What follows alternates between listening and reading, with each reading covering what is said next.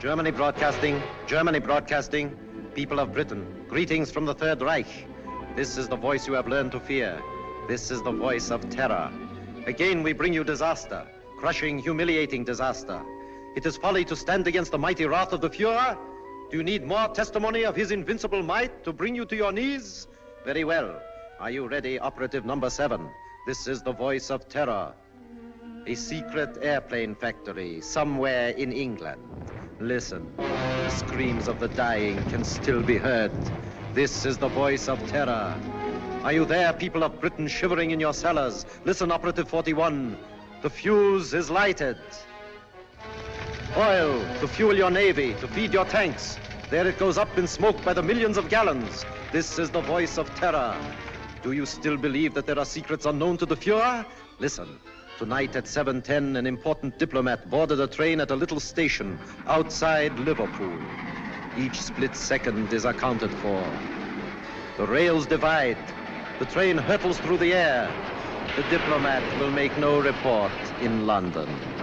This is the voice of terror.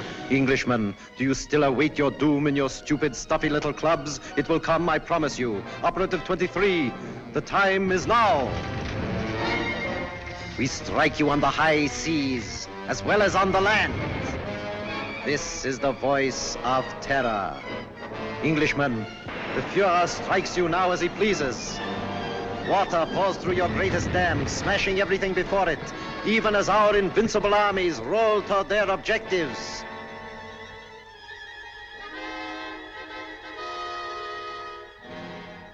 Despite the effective work done by the Intelligence Inner Council, jailing fifth columnists and saboteurs, despite their efficiency in coordinating military strategy based on information of enemy movements, they seem unable to cope with the voice of terror. Already 6 military catastrophes have occurred.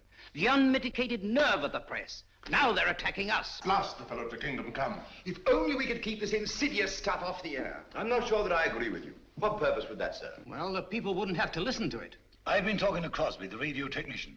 If we want him jammed off the air, Crosby can do it. I've been working along other lines. I've asked Mr. Sherlock Holmes to come here. What? Sherlock Holmes? This isn't a case for a private detective, it's a matter of state.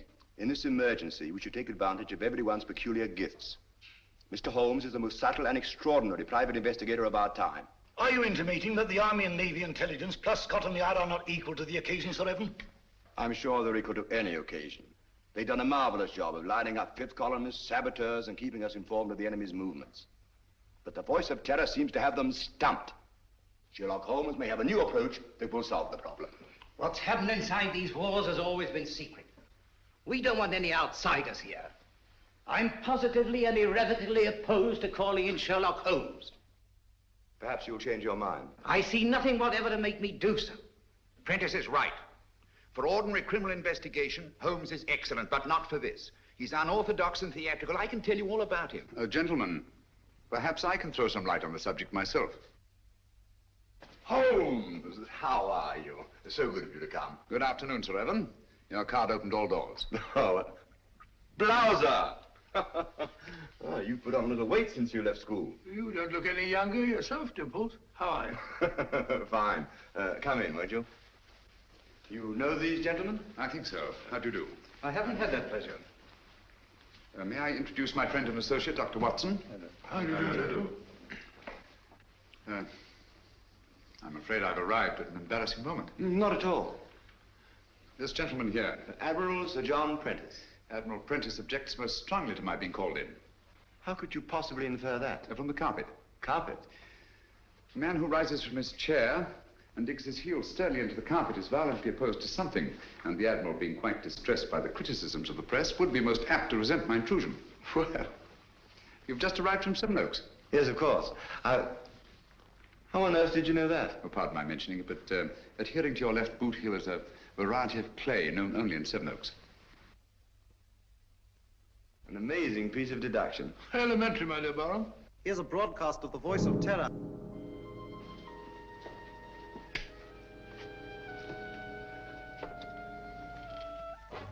Greetings from the Third Reich. Are you listening, stout fellows across the channel? Are you listening, you little body of incompetent men known as the Inner Council? Today, a new thrill, a new proof of the invincibility of the Fuhrer. Right now, a crack express train laden with British troops and nurses is speeding across England. In just one moment, it will leave the rails forever, crashing twisted metal, the cries of the dying. They can't. Now, They wouldn't dare. It's impossible. They couldn't have got on the to men it. are laughing, joking. That one in the third car reads a letter from home. It is the last letter he will ever receive. The train is rounding a curve. Its whistle is screaming. Farewell, it is saying. Farewell. You have just heard an exact reproduction of the way it sounds, the way it must actually be. The hearts of the German people bleed that innocent men and women have to be killed because your stupid war men... Shaw speaking. Have you any news of the Liverpool Express? Time and time again offered in peace. But if your blundering war cabinet cannot see that England is already lost, then it is our sacred German duty to prove it to them over and over and over until they are on their knees, begging, pleading, groveling for the exquisite mercy of our Fuhrer. Each night, the voice of terror will announce... Shut it off. death blow struck at Stop the it. heart of England. Even as you listen, and you... I'm sorry. Do what you can, Holmes. This frightful thing has got to be stopped. His son was on that train. How did they find out about the truce? It was an absolute secret. Gentlemen, something must be done about this thing at once. Yes.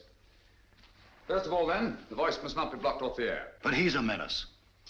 All over the Empire, this horrible news is broadcast, blown up out of all proportions. The world is beginning to believe it. Even our allies are counting England out. People are frightened, panicky. The British people are not so easily panicked. It's dangerous, I tell you, to let this thing go on. Dangerous, yes, Captain Shaw. But we must continue to listen. What for? So that we can keep on guessing who it is? His identity is not important. The important thing is the purpose behind this campaign of terror. Purpose, indeed. Isn't it enough that our most secret plans are known? Our ships are being destroyed, our trains wrecked. I'm convinced that these disasters are only a prelude, a smokescreen, to cover up a more diabolic plan. And I intend to find out what that plan is. This council and Scotland Yard will give you all the aid you require. Thank you. Gentlemen, my connection with this case must remain absolutely secret. You understand that, of course. Why, certainly. You will let the council know at all times just what you're doing. I shall give you such information as I think wise to disclose in the interests of safety, both the public's and your own. The Inner Council has never shared its secrets with anyone. I demand that you keep us informed of your activities and progress. Come along, Watson. Mr. Holmes, I want to apologize for your rather lukewarm reception here. Oh, thank you, Sir Evan. I'm used to the chilly atmosphere of high places. And of course, you recognize the importance of time. Quite. And results. Mr. Lloyd, I'm quite sure that Mr. Holmes can be trusted not to fail. He never has, you know. Thank you, Watson. The word is seldom. Goodbye, Sir Evan. Goodbye, sir. Goodbye, Barham. Goodbye, Watson. Well, shall we walk for a bit or take a taxi? I'm afraid we have no choice. Huh? No, Watson. I have a feeling that when we go out of that door, a girl will be waiting. A girl? What do you mean? A young lady whom neither of us has ever seen before will come forward to greet us. Holmes, now you're pulling my leg here.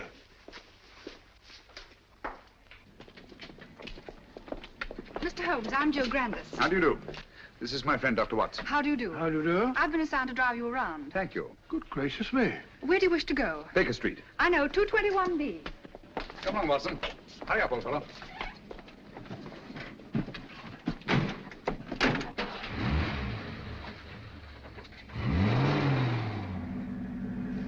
Holmes, the girl waiting. What an extraordinary thing. Elementary, my dear Watson. No, it's an amazing deduction. How on earth did you arrive at it? Barham told me. Huh?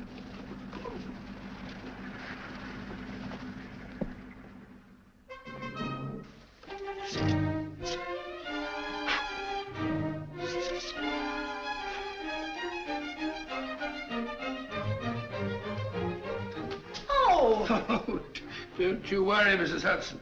Just giving her a bit of a clean. Now we're on a case again. The joints are a bit rusty, like mine, you know. Is he back in a case again? Case? The greatest case of his of our career. Oh, mercy, it always is.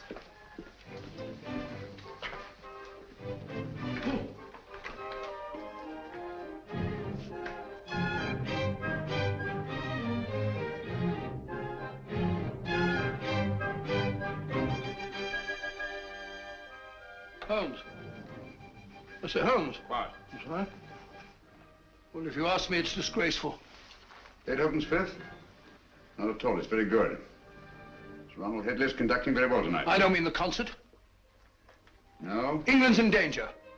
Heaven knows what frightful disaster's happening, and you sit there calmly listening to the wireless. Music hath charms. Very restful. That's got nothing to do with the whole... Contrary, my dear Watson, it may have a great deal to do with it. Oh, really? I don't see what.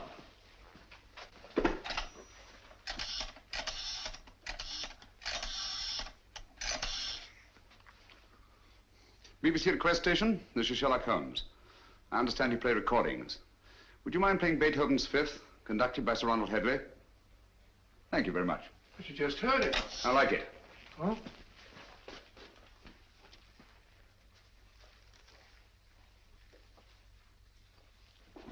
We've had a request for the Beethoven Fifth Symphony, played by the London Symphony Orchestra under the direction of Sir Ronald Headley. This is a transcription.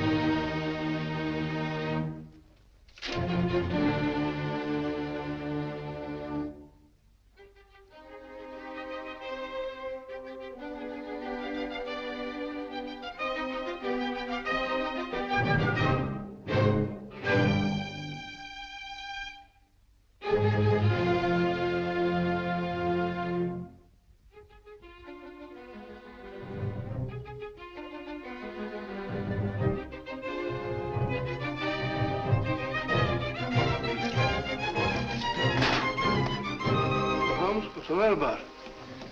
Hmm? I said, Holmes, I don't think... Shh.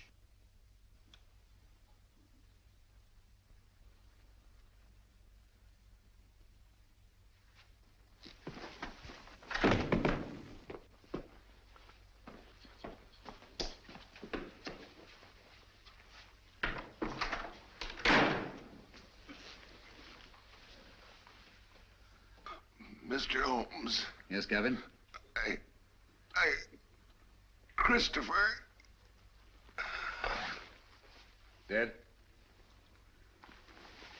Yes. It's been driven in with a lot of force. Watson, this is a warning. Warning? How do you know? I had sent for Gavin to get certain information, which you must have found there in the dark and sinister alleys of Limehouse.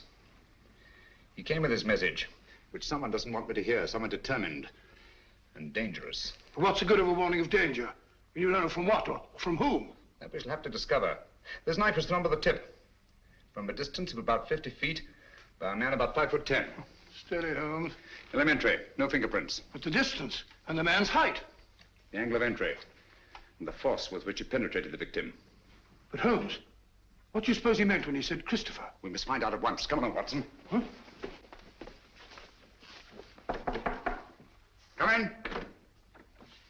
Oh, Mr. Holmes, I saw a fella lurking about your steps tonight. Blimey, he won't lurk no more. From the yard. Take care of it, Dobson. Very good, sir. How did it happen? Haven't time now. Get your coat on, Watson. We're going out. No. Holmes, you promised. Oh. Where are we going? Limehouse.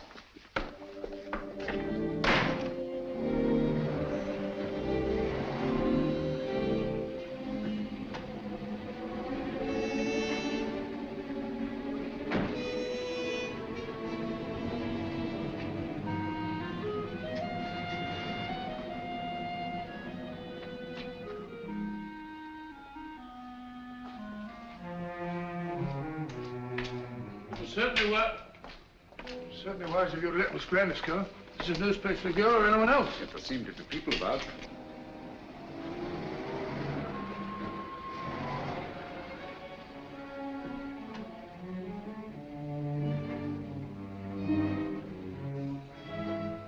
Even Miss Grandis.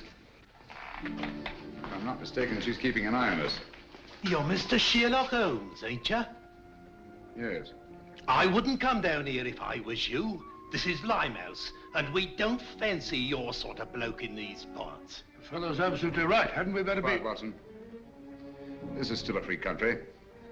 A man may walk where he pleases. And live to regret it. Live, yes. Regret it, I think not. Step back. Come on, Watson. Unfriendly, what? Speak a break.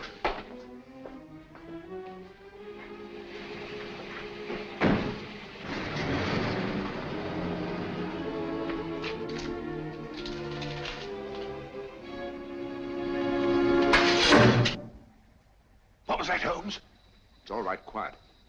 I can't see a thing. Luckily for us, neither can they.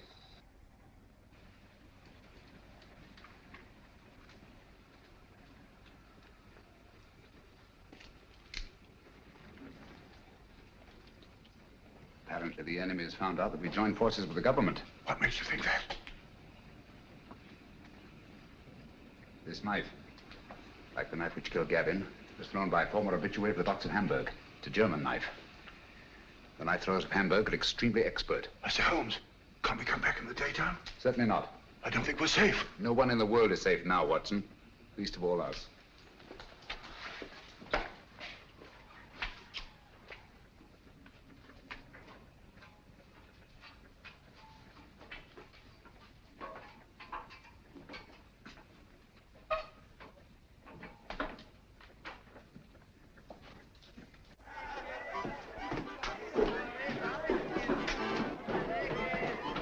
What is it? Not ready.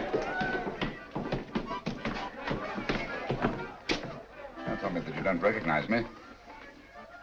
Mr. Sherlock Holmes. I got a specially ugly lot here I'll tonight. take my chances. I can't keep you up, Mr. Holmes, but...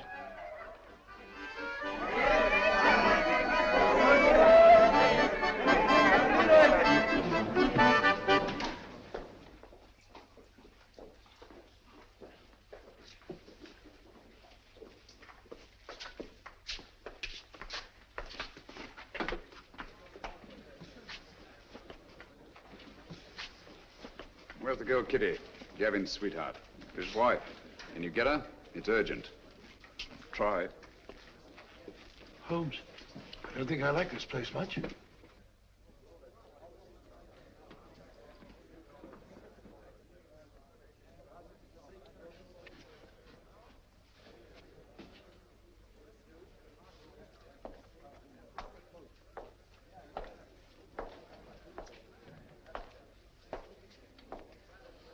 Oh, just sit here if you don't mind. I think you'll recognize me, Mr. Holmes, if you look hard enough. Camberwell. You've got a long memory. Like me. Tarleton murder, 1932. Of course, I sent you up. Mr. Holmes, don't you think we better be... Stow your gab. For 10 long years, I've been sitting down there in Dartmoor. For the old 10 years, one thing's been preying on my mind. Only one? Just one. Someday I'll be getting out of here, I kept saying to myself. And when I do, someday I'm going to come face to face with Mr. Sherlock Holmes. Now you are. And now I am. Just who was it told you it was me who slit the throat of that swine Tarleton? I want an answer. You told me. Me? On the windowsill, you left 4 infinitesimal pieces of ash from a particularly revolting kind of tobacco that you were known to use. The knife blade was sharpened by a left-handed man. You signed your name to the crime. So that's what? Exactly. Very careless. Careless. It's criminal, I calls it. I ought to be shot. Perhaps someday you will be. You can put your revolver away now, Watson. Well, Holmes, you never know.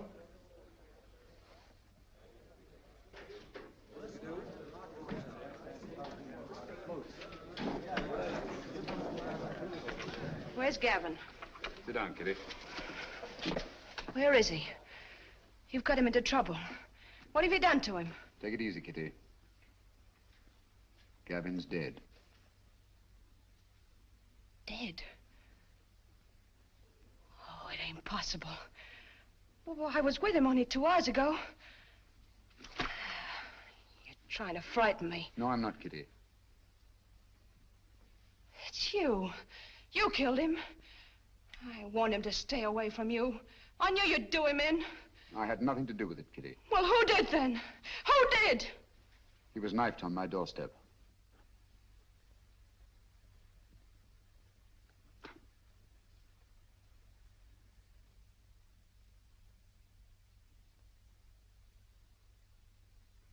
I'm sorry. I'm deeply in his debt. Before he died, he said one word. Christopher.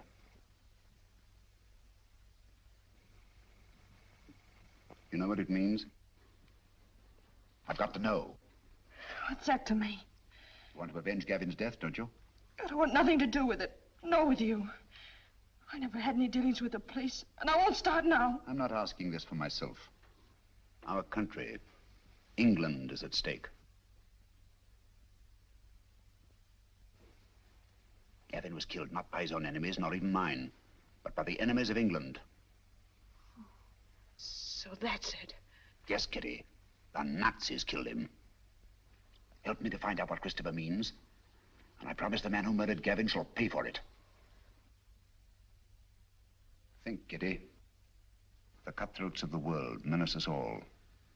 You can help stop this savagery. Yes, you, Kitty. It would take the police weeks, months perhaps, to find out a certain piece of information we must have. That's not so with you and your friends. You know every nook and corner of London. Get them to help us. We need their help. Your friends will become an army. Do you understand? Secret, invisible, and mighty.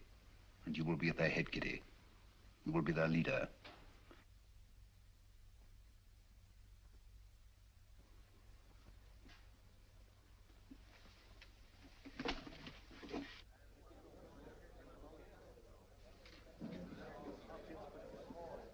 Grimes, do you know what Christopher means?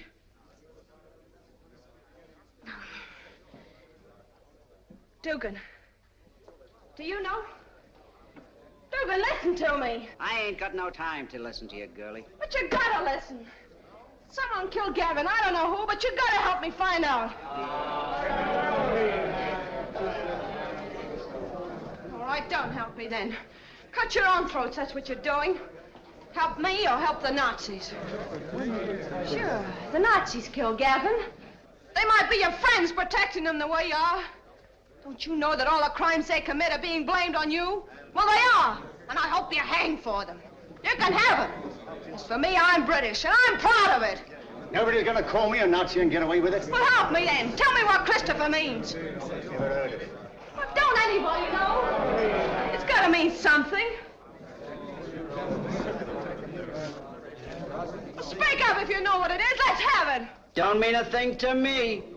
You've been a creep in the corners all your life. Are you going to sneak away at the very sight of a man like this and show him what cowards you are? What are you afraid of? I'm not asking this for myself. England's at stake. You're England as much as anyone else's. Got no time to think about whose side we're on. There's only one side, England. No matter how high or how low we are. You, and you. We're all on the same team. We've all got the same goal. Victory! Now, what do you want to know? Spread out all over London. But find out what Christopher means. We'll find out. No fear about that. Thank you, Kitty. Well done, my dear. Shaw speaking. Yes, Miss Grandis. That checks with my report. No, Miss Grandis. Sir Evan hasn't arrived yet. Yes, thank you. Miss Grandis reports that Holmes spent some time at the Air Ministry today. That checks with my information. Last night, a murder and a session in Limehouse. I wonder what the fellow... He's here now. I don't think I need to report on my activities, gentlemen. You must be fairly well informed. We have our methods, Holmes. It only remains for you to show what's been accomplished. All in good time, Mr. Lloyd. Good evening, gentlemen. Good evening, Sir Evan. What's the matter? You look pale. Oh, it's nothing. Barham, your hand. Let's have a look at it, Barham. Oh, it's really nothing. Just an accident. What sort of an accident? Some fella took a shot at me, just as I was leaving the house. Took a shot at you? It's only a scratch. Ugly thing to happen. Have you any idea who it was? No, I haven't. He popped up out of the bushes, just as I was getting into my car. Fired once, then disappeared. What do you make of it, Watson? Bullet wound. Congratulations. This is a matter for the police. Oh, no, please. I can never identify him. Let's forget it. Captain Shaw.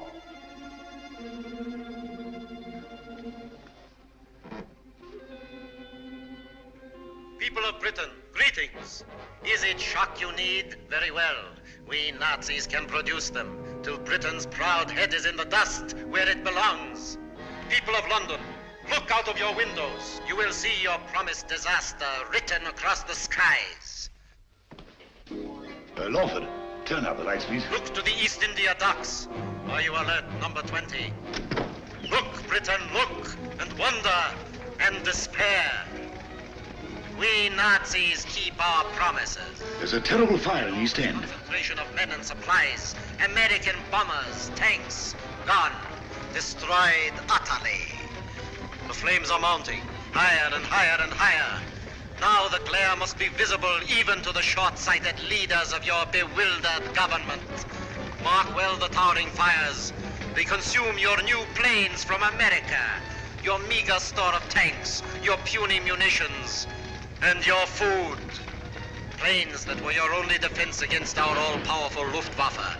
Tanks and munitions that you prayed would hold against the magnificent 50-ton German land monsters, which will soon be crashing through your very houses. Food. Desperately needed morsels you...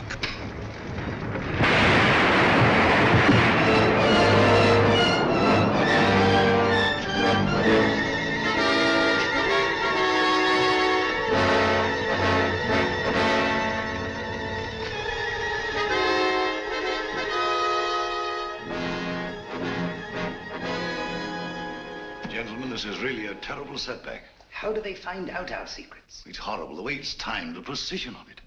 It's not so precise. Almost precise. What do you mean? I should call it exact. No. The fires actually broke out sometime before the voice called to his operative in London. Joe, that's true. And last time, the train disaster. Captain Shaw was on the telephone immediately, and Scotland Yard knew all about it. The derailment must have occurred at least 10 minutes earlier. That's certainly possible. Even so. What of it? No mystery, nothing supernatural, just split-second planning, that's all. Days, perhaps weeks in advance. Very well figured out, Holmes. It gets us a step forward. Now, gentlemen, let's take a step even further. I have charted here the tonal differences between actual and transcribed broadcasts. Using this test, I'm convinced that the voice of terror is undoubtedly recorded and played from a record. What does that prove? It proves that the voice of terror, the man himself, is not in Germany. He's here, in England. Oh, that's impossible. What are you telling us, Holmes? It can't be. Our technicians insist the broadcast originated in Zeisberg. And so they do, from recordings flown to Zeisberg. It's impossible, Holmes. You can't expect anyone to believe that. It can't be done. Thanks to the Royal Air Force, I have some rather curious information. At irregular intervals, 6 Nazi bombing planes come over and drop their deadly cargoes on non-military objectives. A meadow or a sheepfold. That's nonsense. The Nazis aren't fools. They don't waste ammunition. Of course not. Then what's the purpose? To divert attention from the fact that a single plane breaks formation each time and disappears. But why? Gentlemen, that lone plane picks up plans, maps, secret military information, and the voice of terror's timed and recorded speech and flies them to Germany. I can hardly believe it. Sensational, if true. It's incredible. Fantastic. Mr. Holmes. Yes? There's a person outside asking... A lady? Ask her to come in. Excuse me, gentlemen.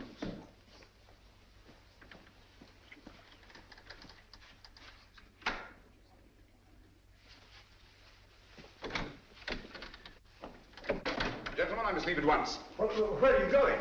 That must remain a secret, even from this council. I object to this, Mr. Holmes. You're here against my wishes. Since you are here, I demand to know what's being done. As I've already told you, Mr. Lloyd, I shall report to this council at the proper time.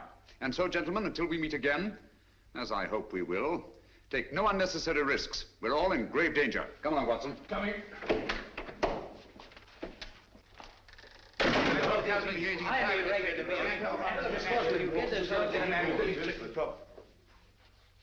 Stay.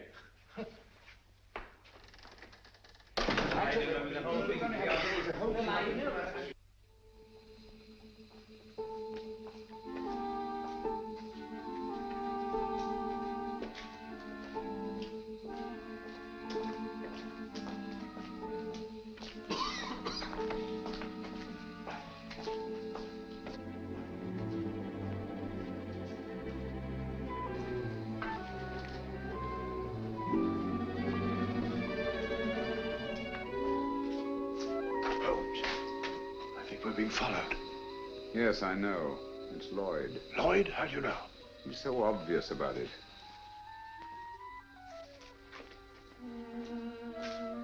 Good evening, Mr. Lloyd. You going our way?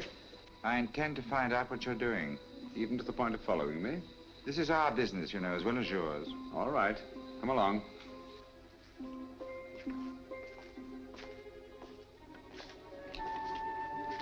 This is the place. Seems deserted. It's been deserted for years. Not very securely locked. Fortunate, isn't it?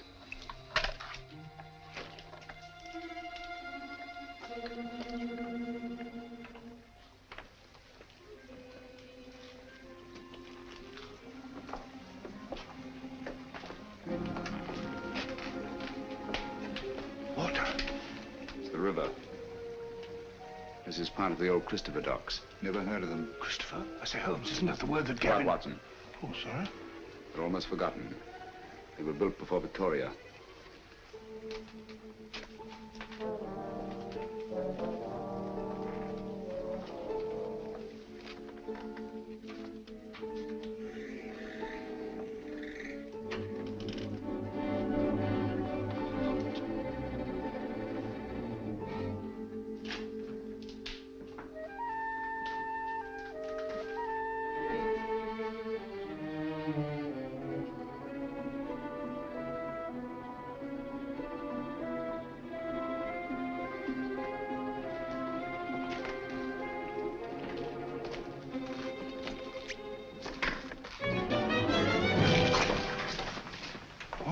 Red.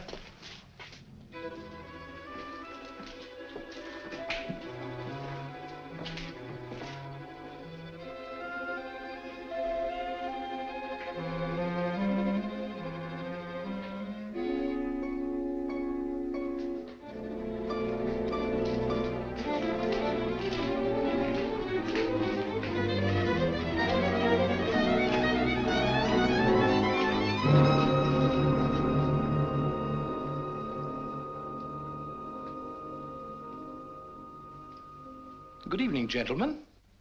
I knew your curiosity would be your undoing, Mr. Holmes. You were expecting me then? Yes. I had hoped that the entire council might have come. It would have been a pleasure to deal with all of them, quietly and effectively. Eventually, they all will be taken care of. However, Mr. Lloyd is quite a catch and will have to suffice for the moment. What do you intend to do with us?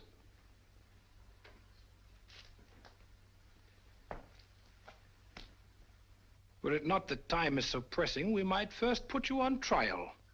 On trial for what? Crimes against the Third Reich. Misguided efforts to wreck our inevitable victory. Mr. Lloyd, your super-British patriotism, your blundering but sometimes effective intelligence efforts are well known. We have quite a score against you, which will be settled. Dr. Watson. A fair physician, no doubt, but of no consequence. To our stupid British minds, every life is of consequence. A quaint notion of an even quainter nation. We are not like that. We know that only the powerful are worthy of respect. Let our record speak for us. Your record speaks. It's brilliant. Thank you. A brilliant record of rapacity, cruelty, torture, deceit, and murder. Murder?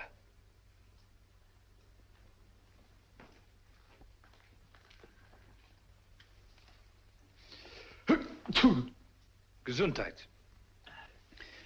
Thank you. Cold? It is a little chilly in here. I'm sorry you're uncomfortable. My discomfort is of no consequence. Your false courage is not impressive, Mr. Holmes. Of course you realize that you and your friends are going to die? As all men must, sooner or later. Not later. Now.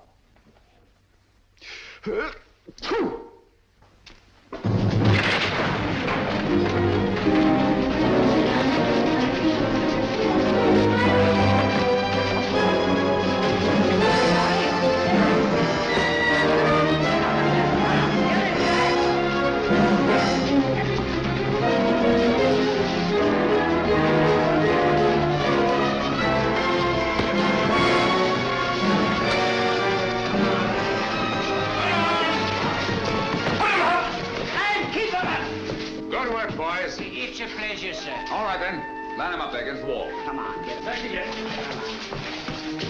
Come on, get back.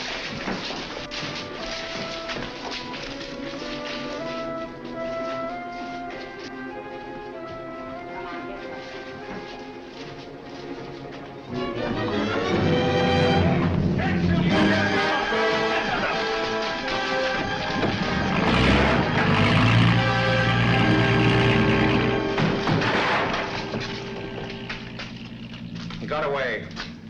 Oh, most unfortunate. I blame myself severely. I should think you might, Holmes. If you hadn't been so stupidly mysterious, allowed Scotland Yard to give you adequate protection, the man would never have escaped. No, he never would. Most regrettable. But... Gesundheit.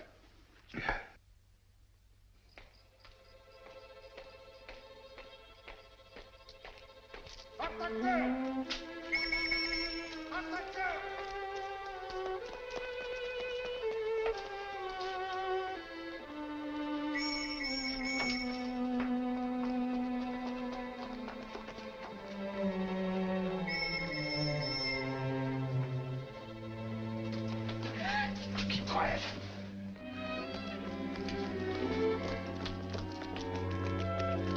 Take your hands off. You fool! Do you want to bring the whole force in here?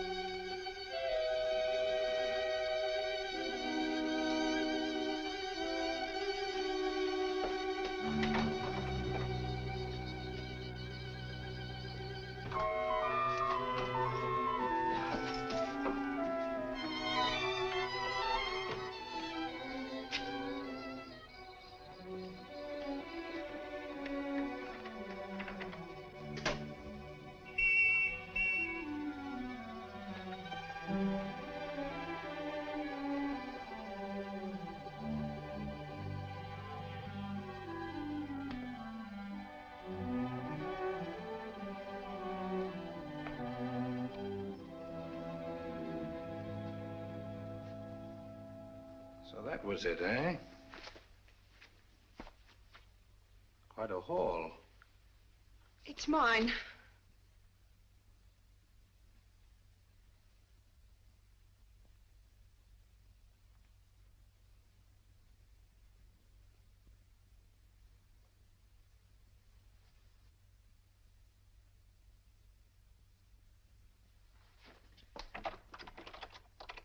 Go ahead. Your friends, the police, are undoubtedly still out there.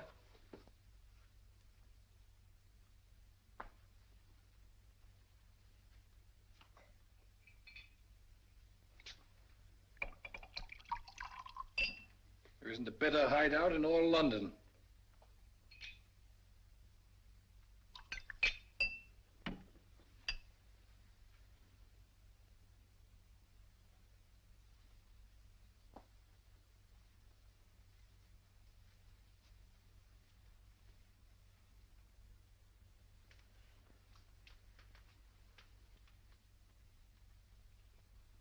This will quiet your nerves.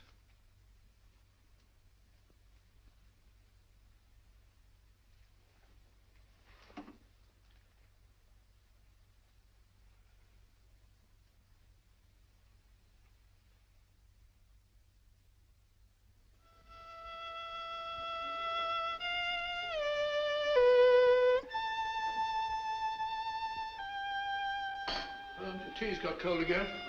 You've been playing that thing all the afternoon? Fiddling while Rome burns. Hello, what's this? General J. Lawford, KCB DSO, and Captain Roland Shaw, MC, who today narrowly escaped being struck by a falling wall in a bombed area. Lawford and Shaw by a falling... Holmes, you don't think that... It was not an accident. Good heavens. Holmes, that sinister-looking fellow, what's his name? Meade. If only he hadn't got away. Yes, difficult as it was, I managed to let him escape. You let him escape, but great Scott, man. He was about to kill us. He may even yet. I don't understand you, Holmes. It's my theory if this chap Meade is the arch criminal, that he's behind the whole thing. You're absolutely right, Watson. Except for one thing. Well, then I'm wrong. Have you observed that a highly secret military plan is thwarted by each of these disasters? Yes, I have. Now that you mention it. Watson, there's a leak. A leak? You mean in the council? But Holmes, that's impossible. Anything is possible until proved otherwise. See who are in the council. Lawford and Shaw. They're above suspicion. Their record proves that. Anyhow, they were attacked. Unsuccessfully. There's Prentice. Would he kill his own son? Doesn't seem likely. And yet the boy is dead. Barham, of course, brought you into the case. So it's quite obvious that he wants it solved. Most patriotic of Savin Barham. Yes, he's a great fellow. Played wing 3/4 for the school my last term, so I can vouch for him. Besides, he was attacked too, shot at. So I gather. How about Lloyd? No, it can't be him. Meade was going to kill him as well as us. By the way, he's a brave fellow, Lloyd. Did you notice that he didn't turn a hair? Very composed. Come in. Mr. Holmes? Yes, Kitty? I think now we'll be able to get some information from Mr. Meade. Your plan worked like a charm. I knew you could do it. Oh, it's not so hard once your mind's made up. And mine is. You'll be careful. She better be. She's mixed up with that fellow. Oh, I'll be careful, all right. But I'm going through with this. Good girl. I heard him talking on the phone today. Yes? He said, I'll take care of that little Seven Oaks matter at 11 tonight. Seven Oaks? Isn't that where... Barham has a country place. Watson, there's not a moment to lose. If I find out that Meade did kill Gavin, I'll... If so, he'll be punished. I warned you no one was safe with that fellow at large. Now he's after Barham. Yes, I only hope we're in time. Come along, Kitty. I'll get you a taxi. Thank you, Mr. Holmes.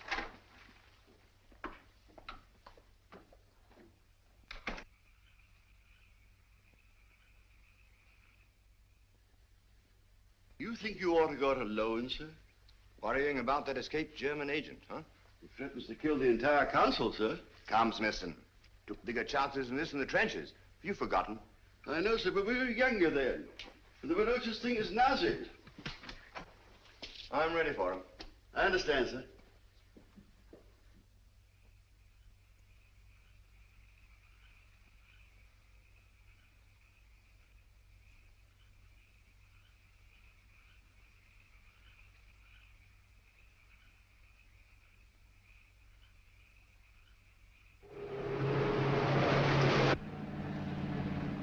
Driven to Evan down here before, of course, Miss Grandis. Quite often. He comes down whenever he can. He's a local air raid warden, you know. Likes to get away from the excitement occasionally, eh? Yes, it's so very quiet here. Quiet and remote. Away from everyone.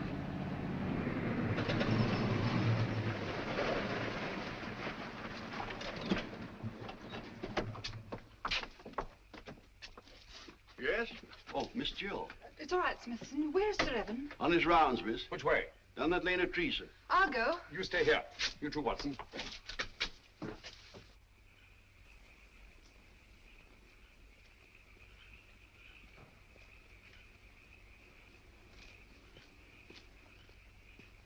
Hello there, Barham.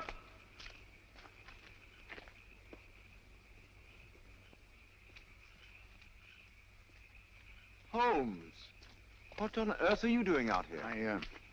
I've been worried about you. Yes?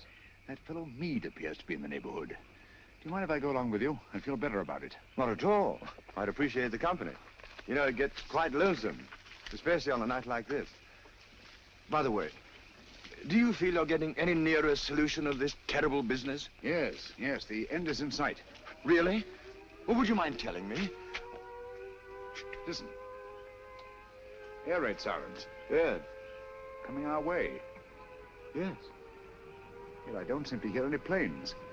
Wait a minute. I can. Look. There's one. She's coming right over.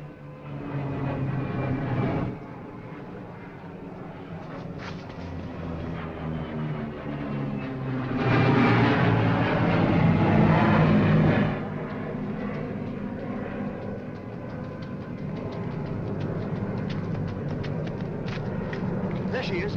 Ours or theirs? Theirs. Holmes, he's coming in for a landing.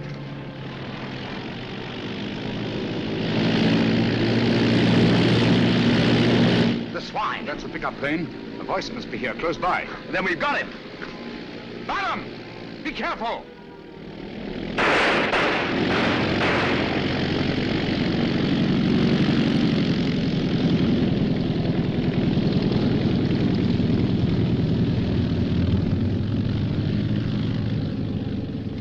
I can't understand you, Holmes. Why didn't you help me? We almost had him. You're too impatient, Baron. My patience is exhausted. This has got to stop. Thought you'd have solved the whole thing long before this. What happened? Was that a Nazi plane? Yes, I saw the filthy swastika myself. Great Scott. Took a shot at him, but he got away. And me, it also got away. Well, I better go and report this. We'll go with you. Come along, Watson. You needn't bother. I can take care of myself. My dear fellow, there's no use taking chances. I'm afraid you're a marked man as long as Mead is at large. Come on.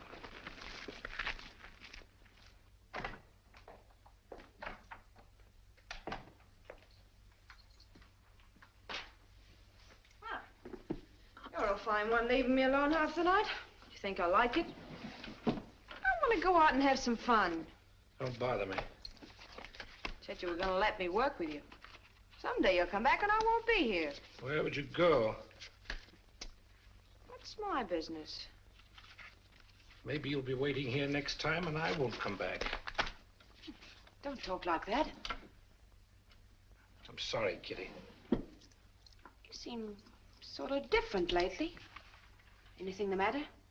Maybe the next time you see me, I'll be in a position of authority, of power. No longer hiding in the dark. Giving the orders, not taking them. What do you say to that? You're drunk. Drunk? Yes. When I was a boy, I dreamed a dream. I was dressed in armor, shining blue-gray armor. I rode on a horse through the streets where the people cheered, hailing me. I rode over the bodies of underlings, prostrated before me. Their blood ran out along the gutters like a river.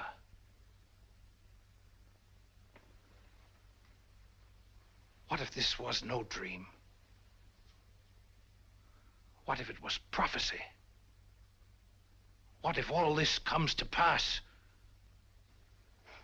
Well, something must have happened to you. Yes, Kitty.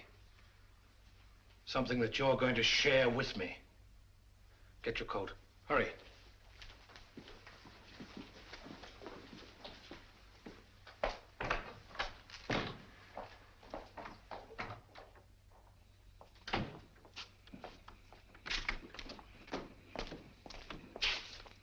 Right, you. Got plenty of petrol? Enough. Start driving.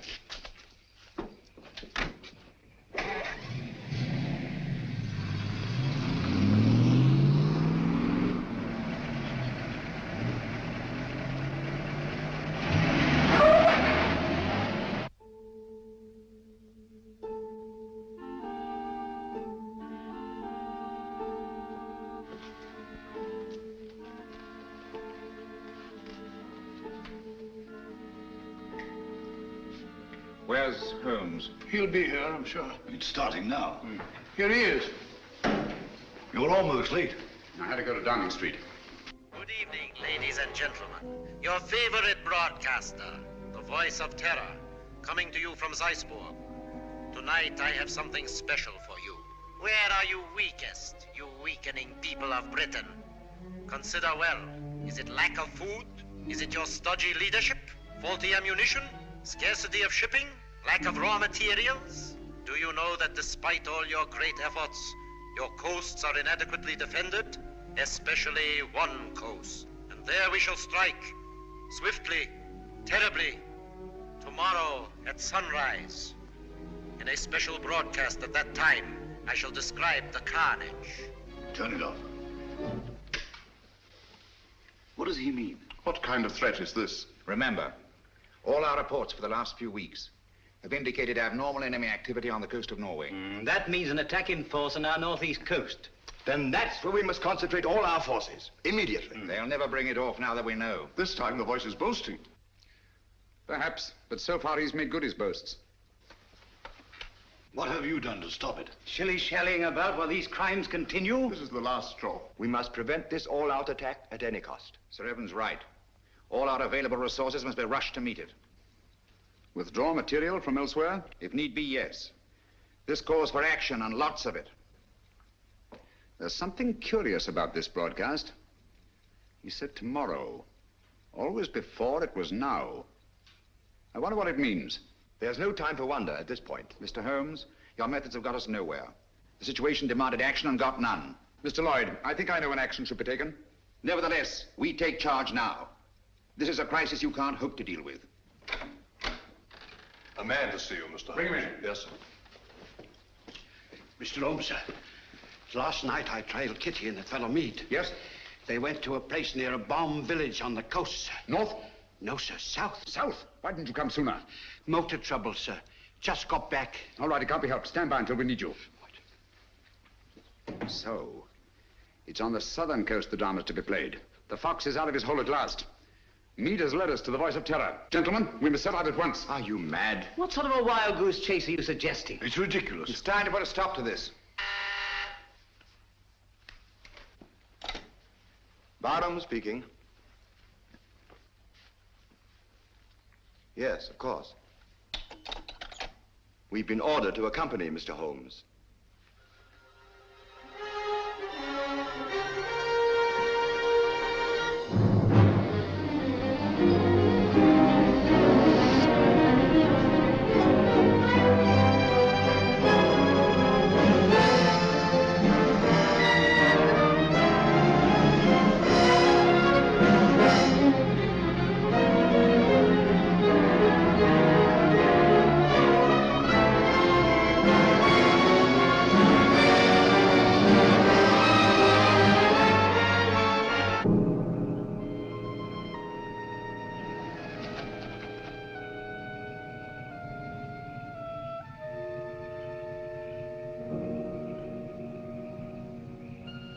Major Harrison, Mr. Sherlock Holmes. Good evening, sir. All the arrangements have been made. Splendid.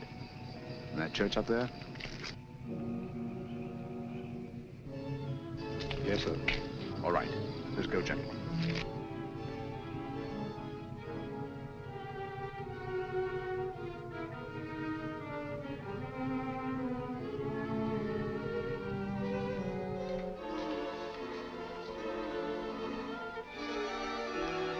Von Borg seems to be delayed. He'll be here, never fear. You all understand your objectives. Sheila! Sheila! Yes, sir. You understand what you're to do? Yes, sir. I'm going with the first contingent to Liverpool. Your men are waiting there, organized to take control? They have been ready and waiting for weeks. What was that?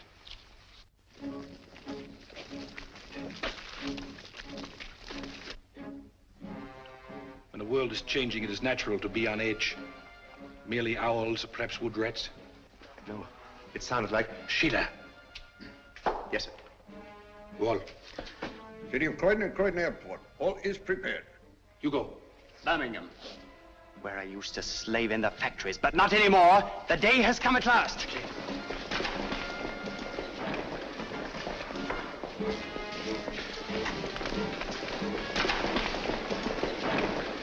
Line them up over there.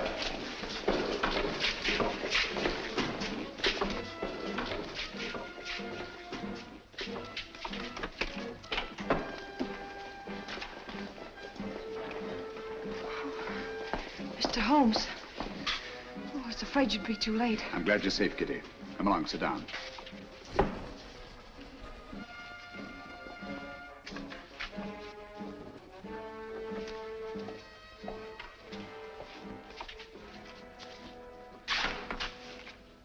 Gentlemen, when Mr. Mead and I last met, he wished he could put us on trial. Mr. Lloyd, Dr. Watson, and myself. Now, Mead, you are on trial. First, let me tell you why you have met here. The vague but canny threat against our northeastern coast was a blind. Your group has congregated here to receive an invasion army proceeding across the channel. What? Invasion? All those men rushed for defenses of the north? I can't believe it. It sounds impossible. Hold down for a moment. It seems absurd of me. At the head of this mighty force, the victim chosen, The faithful were to proceed to various centers of our country and take up positions of authority. And we shall, do you understand that? Unfortunately for you, that is not to be. We're held, yes. But the invasion will proceed without us. Why don't you doing nothing? Why we are helpless here? Please be patient. You called me in on this case to identify and to silence the voice of terror and to circumvent the unknown plan behind it. That undertaking is still in progress. But we are rapidly drawing to a conclusion. Gentlemen, the voice of terror is here with you in this church. What? Are you referring to Meade? Why, who is it? Meade was my one sure connection with the voice of terror. At the warehouse, I allowed him to escape and assigned Kitty here to trail him.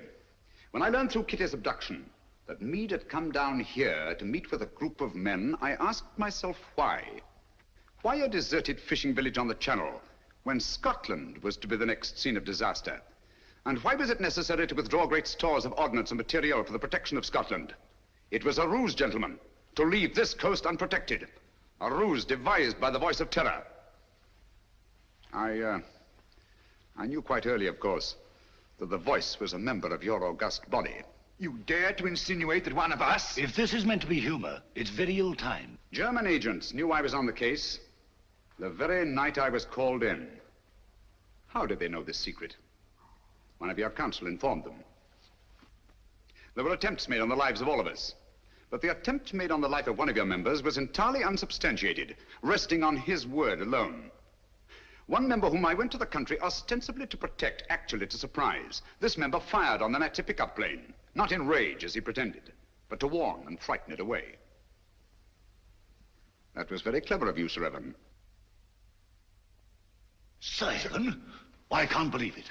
Sir Evan couldn't be implicated in a thing like this. What's Sir Evan got to say? Let me congratulate you, Mr. Holmes. You admit this outrageous accusation? There's been treason before, but this is beyond belief. Treason is not involved. Sir Evan Barham is not Sir Evan Barham. What are you talking about? In March 1918, Lieutenant Evan Barham was a prisoner in a German prison camp. There, his amazing resemblance to a certain Heinrich von Bock, a brilliant young member of the German Secret Service, sealed young Barham's fate.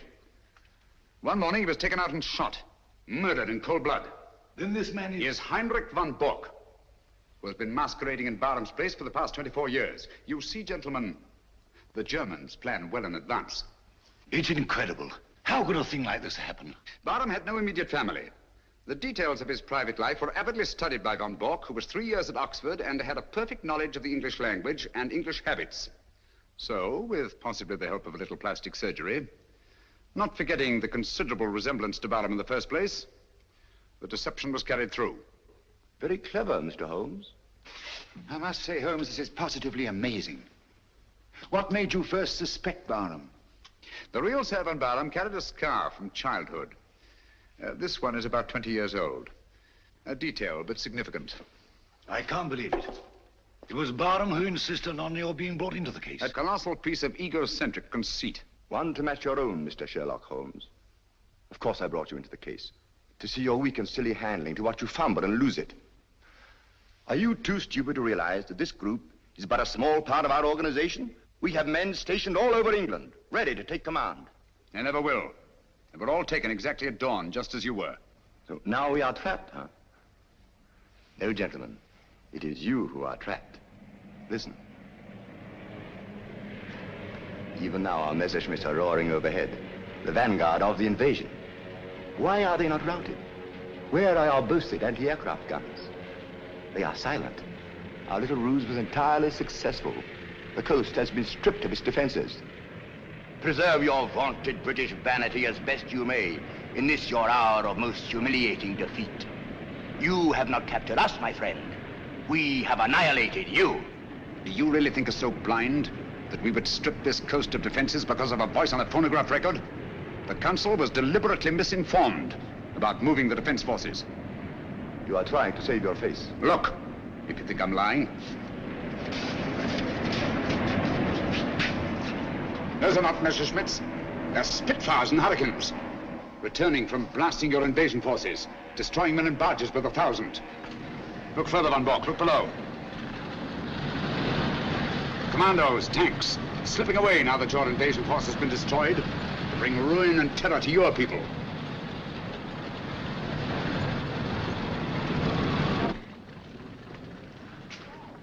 I wonder if there's anything on the wireless about this. The BBC. We are frightfully sorry to announce that a special broadcast of the Voice of Terror will have to be delayed indefinitely. The threat against our northern coasts, made only as a blind to cover the enemy's invasion plans, has not been fulfilled. Instead, our victorious planes have blasted invasion bases on the continent, destroying enormous stores of materiel and troops. More news of this triumphant victory tomorrow. At the same time, the scattered Nazi agents all over the Commonwealth have been unceremoniously clapped into prison. That is all.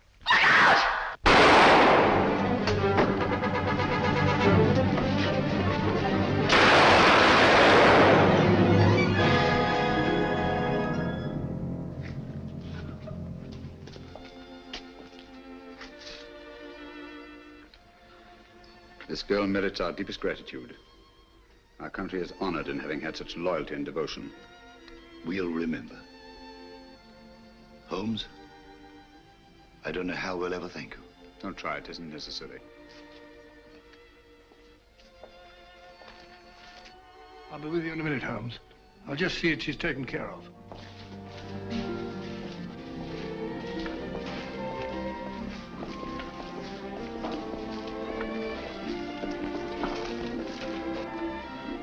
I always did think that chap was an imposter.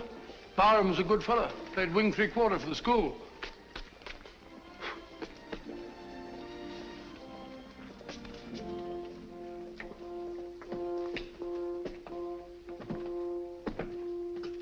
What a lovely morning, Holmes. There's an east wind coming, Watson. No, I don't think so. Looks like another warm day. Good old Watson. The one fixed point in a changing age. There's an east wind coming all the same. Such a wind has never blew on England yet. It will be cold and bitter, Watson. And a good many of us may wither before its blast. But it's God's own wind nonetheless. And a greener, better, stronger land will lie in the sunshine when the storm is cleared.